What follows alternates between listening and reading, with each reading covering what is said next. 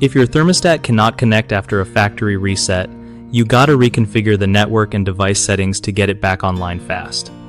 So, first things first, make sure your Wi-Fi is actually working and the signal is strong where your thermostat is. Then, double check that you have the right network name and password, because those little typos can mess everything up. When you're setting up the thermostat again, follow the prompts carefully and don't rush past any steps. It helps to restart your router and thermostat before trying the connection again. Sometimes they just need a fresh start. If your thermostat has a mobile app, use it to guide the process and see if there are any firmware updates you need to install.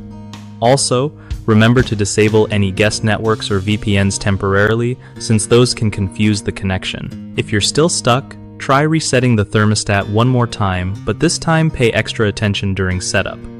Lastly, keep your phone or device close to the thermostat to avoid any Bluetooth or Wi-Fi dropouts while configuring. One of the biggest mistakes people make with thermostat connection issues is entering the wrong Wi-Fi password, which is an easy fix by just double-checking it before saving settings. Another common problem is ignoring firmware updates.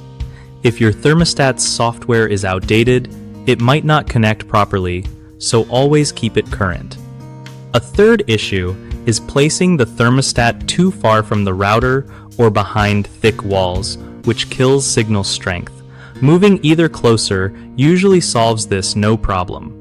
BigHomeProjects.com is awesome for homeowners because it helps you find trusted local contractors who know their stuff and can fix these tech glitches without any headache. For contractors, it's a great way to get steady work by connecting with people looking for help right in their area.